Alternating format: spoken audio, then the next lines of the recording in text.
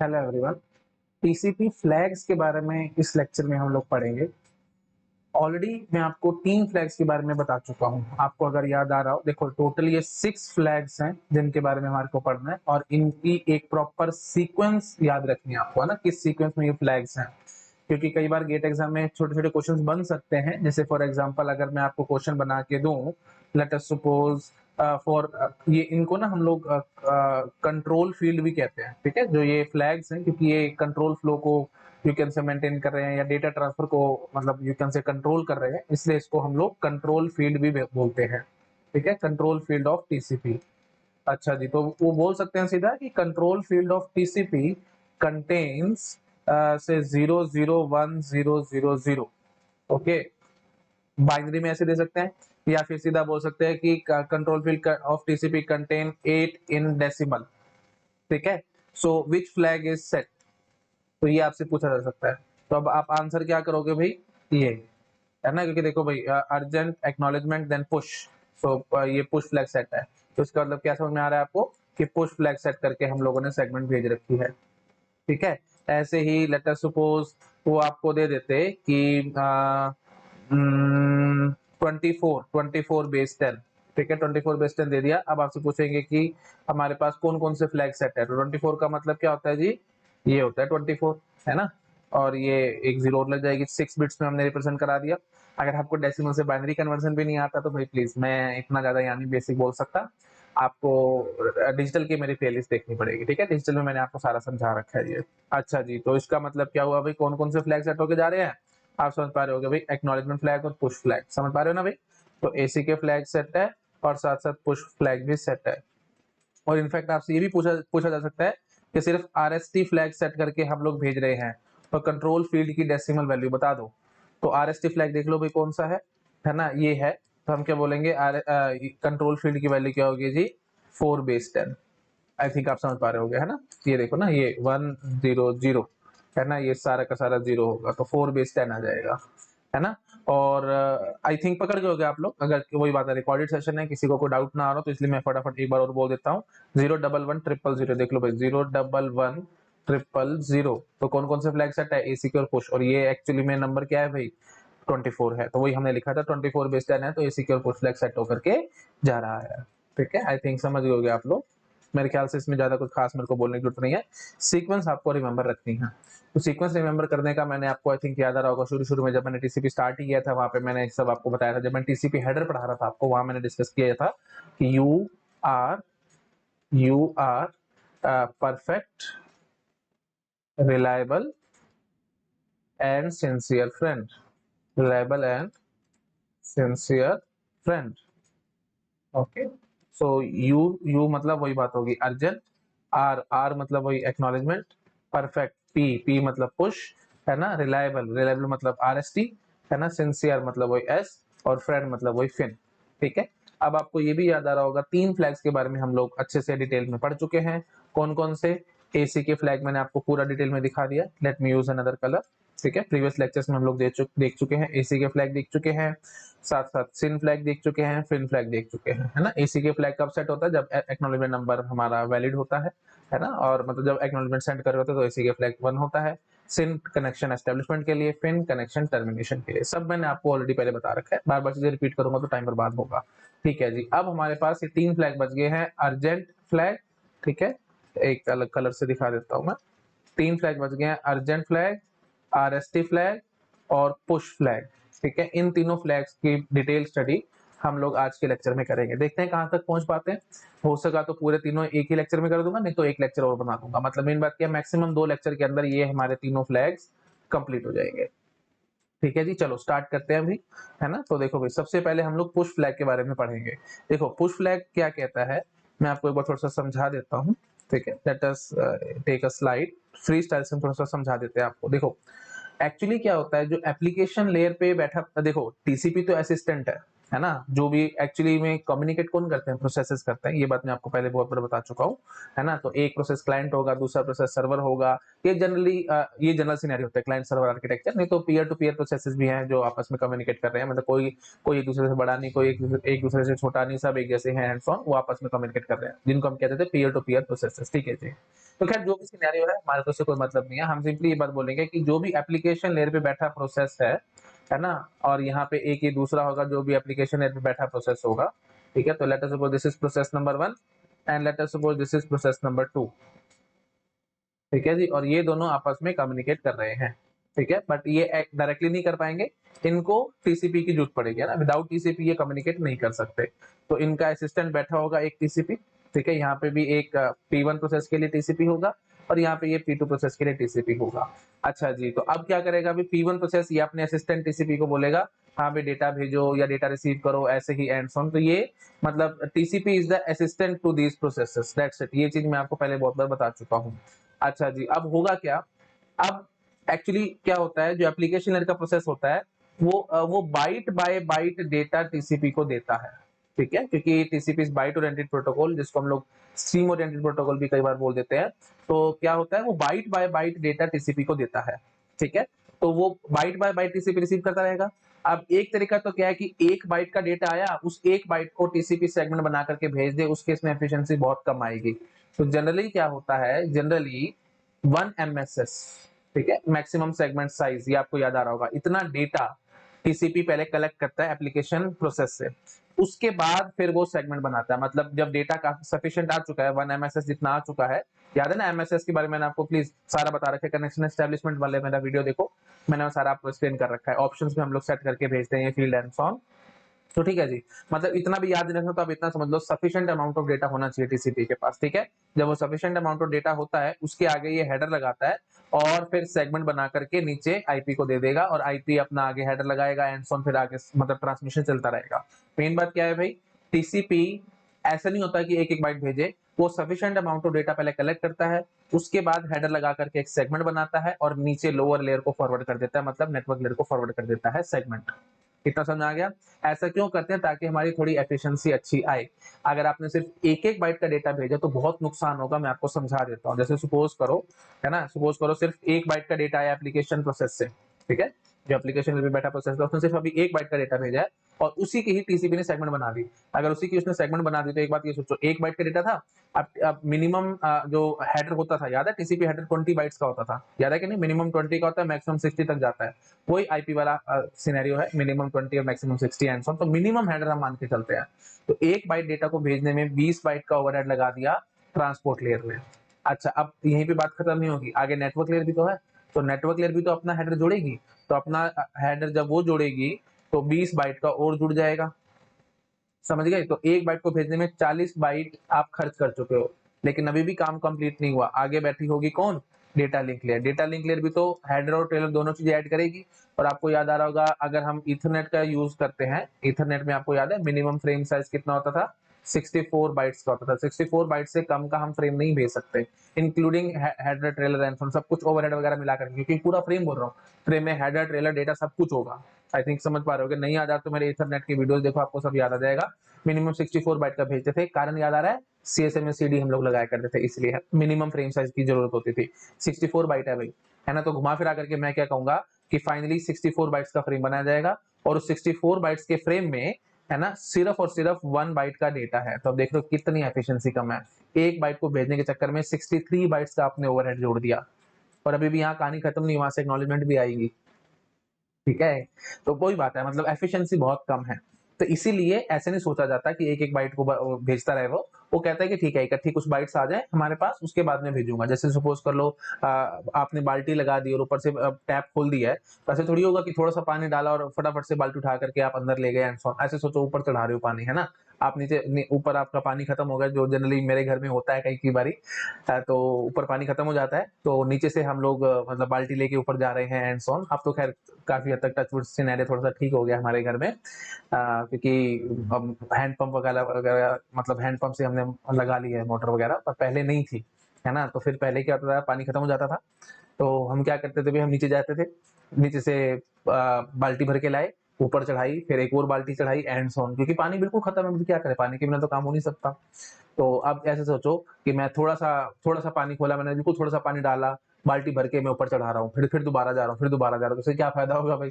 Better मैं क्या, इतना तो कॉमन सेंस मैं भी सोचूँगा ना भाई, एक पूरे बाल्टी भर लूँ और उसके बाद उसको ऊपर चढ़ाऊँ।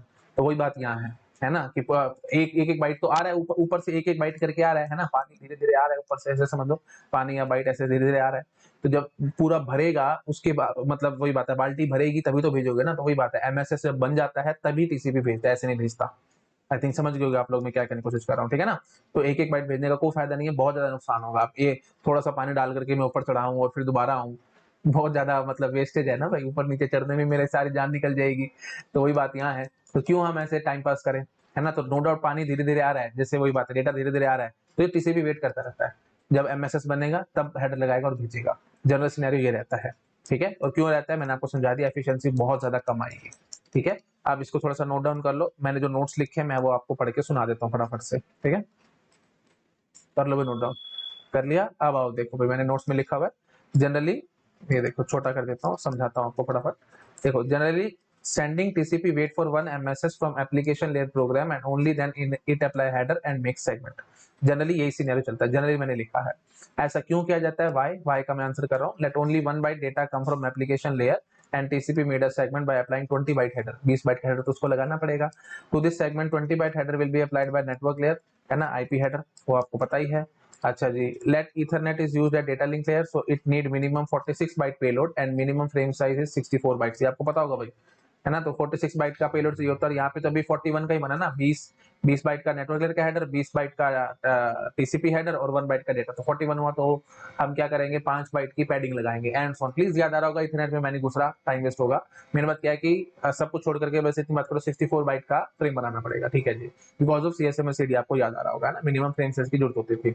अच्छा, hence in 64 byte frame only 1 byte data is send. ये बात बहुत बड़ी मुसीबत है, क्योंकि ऑब्वियस बात है, बहुत ज्यादा ओवरहेड्स है, तो एफिशिएंसी बहुत ज्यादा कम आएगी, ठीक है? हाँ जी, ठीक है जी, तो इसको नोट डाउन करो, कर लिया नोट डाउन, ठीक है जी। अब हम नीचे समझ चुके हैं, लेकिन कई बारी ऐसी सिचुएशन आ जाती है जब हमारे को मजबूरी में 1 बाइट या 2 बाइट डेटा भेजना पड़ जाता है, मतलब बहुत कम डेटा भी भेजना पड़ जाता है, मजबूरी है। कैसे? फॉर एग्जांपल, आप किसी से चैट कर रहे हो, ठीक है, you are doing some chatting, और आपने हाय लिख के भेजा। सपोज कर लो one character is of 1 byte, ठीक है, तो 2 बाइट का डेटा हुआ ये सिर्फ, तो 2 बाइट का डेटा एप्लीकेशन लेयर ने भेजा है, और ये डेटा टीसीपी को फटाफट वहां पे भेजना है। नहीं भेजा तो ऑब्वियस बात है डिले हो जाएगा, और डिले हो जाएगा तो आपको लगेगा क्या है यार, मैंने हाय लिख के भेजा, वो दूसरा बंदा रिप्लाई भी नहीं कर रहा, कितनी गलत बात है, ज्यादा ही हवा में उड़ रहा होगा वो। लेकिन प्रॉब्लम वो नहीं, ये नहीं है कि वो हवा में उड़ रहा है, प्रॉब्लम ये है कि आपका टीसीपी गलत तरीके से काम कर रहा है, आपका टीसीपी बेकार है ना, वो डेटा सेंड नहीं कर रहा है, तो ऑब्वियस सी बात है, आपका टीसीपी भी ठीक तरीके से काम करेगा तो वो क्या करेगा, जब भी 2 बाइट का डेटा है तो हम चाहते हैं कि फटाफट से सेंड कर दिया जाए, ठीक है? तो जो एप्लीकेशन लेयर का जो प्रोग्राम होगा या जो भी प्रोसेस होगा, वो पुश की रिक्वेस्ट करेगा, ठीक है? वो पुश की रिक्वेस्ट करेगा किसको? टीसीपी को, ठीक है? तो टीसीपी क्या करेगा, वो कहेगा ठीक है जी, अब मैं एमएसएस का वेट नहीं करूंगा, ये डेटा फटाफट से मेरे को रिसीवर साइड पे भेजना है। अब एक बात ये भी तो है ना, अब देखो देखो, एक्चुअली आपको याद है ना, मैंने आपको बताया था सर्कुलर बफर्स होते हैं सेंडर साइड और रिसीवर साइड दोनों तरफ, है ना?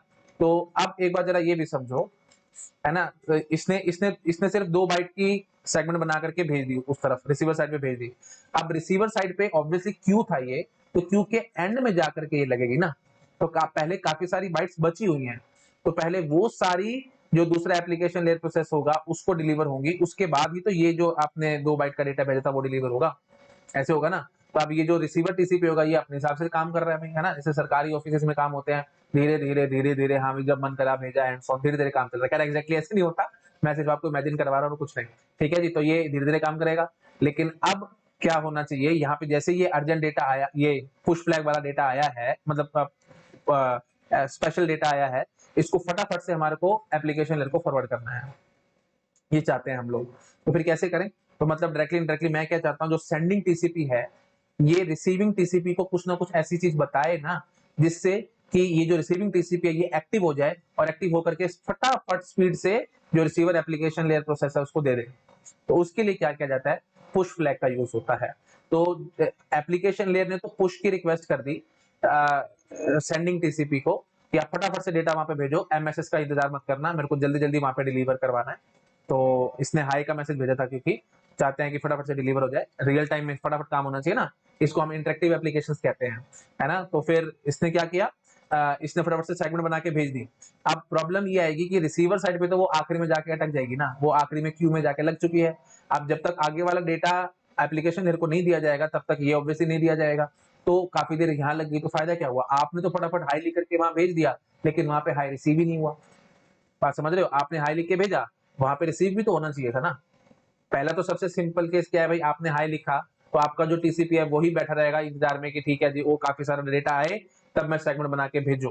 तो इस चीज का तो मैंने आपको इलाज बता दिया कि आपका टीसीपी को तो आपने इंस्ट्रक्शन दे दी, आपने पुश की रिक्वेस्ट कर दी, एप्लीकेशन लेयर ने पुश की रिक्वेस्ट कर दी, तो आपके टीसीपी तो समझ गया कि हाँ भाई डेटा जल्दी जल्दी मेरे को डिलीवर करना है, तो उसने सेगमेंट का इंतजार नहीं करा, इसने फटाफट से वहां पे भेज दिया। अब प्रॉब्लम ये है कि रिसीवर साइड पे क्या होगा, रिसीवर साइड भी तो वो आखिरी में क्यू में जाके लगेगा। तो अब आपने तो बहुत जल्दी भेज दिया डेटा, एफिशिएंसी के बारे में भी आपने परवाह नहीं करी, सिर्फ 2 बाइट का डेटा था, आगे इतना सारा हेड, 20 बाइट का टीसीपी हेडर लगेगा, 20 बाइट का नेटवर्क लेयर का हेडर लगेगा, एंड सॉन बहुत सारे ओवरहेड्स आएंगे, आपने वो परवाह नहीं करी, आपने नुकसान झेला, आपने भेज दिया। अब इस नुकसान का फायदा क्या हुआ, अगर रिसीवर साइड पे वो डिले हो गया तो, रिसीवर साइड पे वहां पे ढंग से जल्दी जल्दी पहुंचा नहीं तो फिर इसीलिए क्या होगा कि जो सेंडिंग टीसीपी होगा वो पुश फ्लैग सेट कर देगा। तो समझ पा रहे हो ना, पुश फ्लैग सेट किसके लिए किया, कौन सेट कर रहा है, पुश फ्लैग सेट कर रहा है सेंडिंग टीसीपी। किसके लिए कर रहा है, रिसीविंग टीसीपी के लिए। क्यों कर रहा है, ताकि रिसीविंग टीसीपी जल्दी से जल्दी पैकेट को डिलीवर करे रिसीविंग एप्लीकेशन लेयर प्रोग्राम को। ठीक है, तो मतलब जो भी आगे डेटा था वो भी और जो आपका डेटा था वो भी, सब कुछ इन सीक्वेंस, ये बात बहुत इंपॉर्टेंट है, प्लीज ये चीज ध्यान रखना। Let me right it in a different colour ताकि आप चीजों को समझ सके। इन सीक्वेंस, सीक्वेंस में डिलीवरी होती है भाई, ठीक है, ये डिफरेंस है। आगे मैं आपको अर्जेंट फ्लैग के बारे में पढ़ाऊंगा, वहां पे आउट ऑफ सीक्वेंस हो जाती है, तो इन सीक्वेंस डिलीवरी के लिए हम लोग इसका यूज कर रहे हैं। ठीक है, तो याद रखना आपको, पुश फ्लैग क्या करता है, इन सीक्वेंस डिलीवरी करता है, आउट ऑफ सीक्वेंस नहीं करता। मतलब क्यू के एंड में ही डेटा लगाया जाएगा, और क्यू के एंड में डेटा लगाया जाएगा, और जो भी क्यू में आगे डेटा होगा और ये जो एंड में लगाया गया, ये सारा का सारा इकट्ठा फटाफट पुश कर दिया जाएगा एप्लीकेशन लेयर प्रोसेस को, ताकि भाई फटाफट आप प्रोसेस करो, भाई वहां से जल्दी जल्दी रिक्वेस्ट आई थी मेरे पास। ठीक है, तो एक्टिव हो जाओ, फटाफट काम करो। ठीक है, तो आप ऐसे समझ सकते हैं कि जैसे वही बात है, जैसे रेड लाइट पे आप लोग खड़े होते हैं, रियल लाइफ एग्जांपल ये होगा, दिस इज रेड लाइट। ठीक है, यहाँ पे आप खड़े हो, है ना, आपकी गाड़ी खड़ी है और काफी सारी लाइन में क्यू में लगी हुई है काफी सारी गाड़ियां, पीछे एक एम्बुलेंस आ गई। ठीक है, अब जैसी एम्बुलेंस आएगी तो रेड लाइट की परवाह किए बिना क्या होगा, सारा का सारा ये सारी गाड़ियां आगे चली जाएंगी। ओके बेटा, पापा प्लीज अभी काम कर रहे हैं, ठीक है। अच्छा, मैं अभी मम्मी बुला रही थी, पापा आ रहे हैं, 5 मिनट रुक जाओ, पापा ऑफिस का काम कर रहे हैं अभी। हाँ जी, sorry sorry for the disturbance. अच्छा, तो क्या होगा भाई, ये एम्बुलेंस आ गई, तो अब रेड लाइट को मारो गोली, ये सारी की सारी गाड़ियां आगे भागेंगी, क्योंकि ऑब्वियस बात है, एम्बुलेंस फ्लाई थोड़ी कर सकती है, एम्बुलेंस उड़ के थोड़ी चली जाएगी, है ना, एम्बुलेंस पीछे ही रहेगी। तो क्या होगा, ये सारी गाड़ियां ये रेड लाइट को पार करेगी, सारी की सारी आगे बढ़ेगी, जब सारी आगे बढ़ेगी तो एम्बुलेंस भी फटाफट से आगे बढ़ जाएगी। और आई थिंक समझ गए होगे आप लोग, तो वही कहानी यहाँ पे हो रही है ना। तो ये एम्बुलेंस ही समझ लो, लाल रंग की एम्बुलेंस आ चुकी है, तो ये सारा डेटा भी और एम्बुलेंस भी फटाफट से सारा का सारा डेटा उठा करके एप्लीकेशन लेयर को इन सीक्वेंस डिलीवरी करी जाएगी। ठीक है, दैट इज पुश। तो समझ में आ गया होगा पुश फ्लैग का क्या चक्कर है। ठीक है, ये बहुत लोग काफी अलग तरीके से और गलत तरीके से पढ़ा देते हैं, मैंने आपको पूरा ढंग से पढ़ाया भाई। पुश फ्लैग कौन सेट करके भेजता है, सेंडिंग टीसीपी, किसके लिए, रिसीविंग टीसीपी के लिए, ताकि रिसीविंग टीसीपी फटाफट से डिलीवरी करवाए एप्लीकेशन लेयर को। क्योंकि अगर पुश फ्लैग सेट करके सेंडिंग टीसीपी ने ना भेजा, सारे बेकार हो जाएगा काम। नो डाउट आपके सेंडिंग टीसीपी ने तो नुकसान झेला, उसने सिर्फ 2 बाइट का डेटा भेजा, लेकिन वहां पे तो नहीं पहुंचा, तो फिर फायदा क्या हुआ।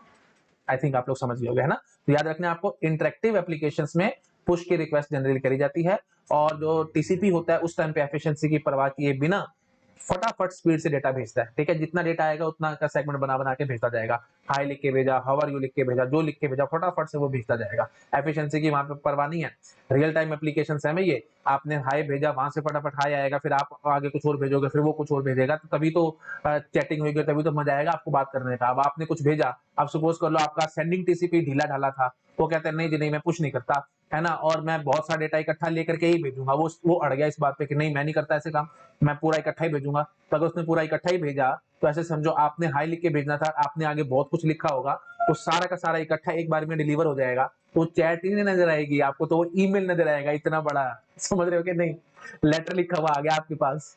तो आप किसी से बात कर रहे थे, इतनी अच्छी इंटरेस्टिंग बात किसी से करनी थी, आप हाई लिख के भेज रहे हो, उसके बाद कुछ कुछ मैसेज भेज रहे हो, वो सारे इकट्ठे एक ही बारी में उसको पहुंच गए, तो उसको तो ईमेल नजर आएगा कि ये क्या है है ना, तो मजा नहीं आएगा काम करने का। तो इसलिए इंटरेक्टिव एप्लीकेशन में ये सब चीजों की परवाह नहीं करी जाती, ठीक है। इंटरेक्टिव एप्लीकेशन में एफिशिएंसी को मारो गोली, फटाफट स्पीड से डेटा भेजते रह जाओ, ठीक है। This is all about push, I think समझ गए होंगे आप लोग, ठीक है जी। तो मैं बार बार रिपीट नहीं कर रहा, टाइम बर्बाद होगा, है ना, और आप लोग भी ऐसे बोर होगे, परेशान होगे कि सर बार बार रिपीट कर रहे हैं एंड नहीं समझ में आया, कुछ डाउट है तो प्लीज वीडियो को रिवाइंड करके देख लो।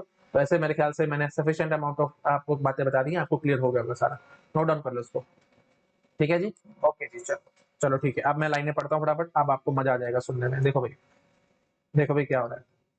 हाँ, आगे देखो, but sometimes TCP has to send small amount of data. देखो भाई, अब वहीं से मैंने आगे कंटिन्यू किया कि एफिशिएंसी बहुत कम आनी चाहिए थी, मतलब एफिशिएंसी बहुत कम आएगी अगर आपने एक एक बाइट डेटा भेजा, लेकिन कई की बार, इसलिए मैंने बट से स्टार्ट करा। But sometime TCP has to send small amount of data in segment, for example you are chatting with someone and you send hi, so TCP has to make segment of only 2 bytes, considering कि एक bite का एक character है, ठीक है, तो 2 bite का उसको भेजना ही पड़ेगा। Now if TCP wait for 1 MSS is 1460 bytes, MSS के बारे में मैंने आपको सारा पहले बता रखा है, प्लीज आपको याद आ रहा होगा। 1460 ही क्यों लेते हैं, रिवाइज कराओ मेरे को। 1460 अगर आएगा तो एमएसएस क्या होता था भाई, मैक्सिमम डेटा इनसाइड सेगमेंट कितना हो सकता है। 1460 का डेटा आएगा ना, तो 20 बाइट का हेडर लग जाएगा, जो 280 हो जाएगा। तो सेगमेंट का साइज कितना होगा, 1480, और ये आगे डेटाग्राम में पैक होगा तो 20 बाइट का और हेडर लगेगा 1500, और वही बात है, इथरनेट हम यूज करते थे तो 1500 का ही पेलोड जाता था, इसलिए हमने 1460 लिया हुआ, ठीक है ना। तो मतलब यहाँ पे सेगमेंटेशन फ्रेगमेंटेशन कुछ करने की जरूरत नहीं पड़ेगी, एक ही बार में फटाफट झटके से स्पीड से डेटा जाएगा, है ना। तो ठीक है जी, तो just for the sake of revision मैंने बोल दिया, ठीक है जी। If TCP wait for 1 MSS is 1460 byte and then make segment, it will look like an email and not chat to the other person. I think समझ गए होंगे आप लोग, ठीक है जी। तो hence interactive application do not want efficiency, जो इंटरेक्टिव एप्लीकेशंस होती हैं जो रियल टाइम फटाफट से डेटा जाना चाहिए and so, do not want efficiency from TCP, rather real time data transfer is the priority. तो जैसी प्रायोरिटी उसके हिसाब से चलना पड़ेगा भाई, नुकसान तो नुकसान से, कोई बात नहीं, क्या करें। ओके जी, तो अब देखो आगे मैंने अच्छे से समझा रखा है आपको, TCP can handle such situation, तो जहां पे हमारे को फटाफट मतलब एफिशिएंसी की जरूरत नहीं है, हमारे को स्पीड से डेटा भेजना है, मतलब 1 बाइट 2 बाइट जितना है उतना सेगमेंट बना बना के भेजो, फटाफट भेजो वहां पे। तो उसके लिए इस चीज के लिए TCP can handle such situation, the application program at sending side can request a push operation. तो समझ रहे हो ना भाई, किसने पुश ऑपरेशन की रिक्वेस्ट करी है, application program at the sending side, और किसको रिक्वेस्ट करी गई है, टीसीपी को। तो सेंडिंग टीसीपी को पुश ऑपरेशन की रिक्वेस्ट करी गई है।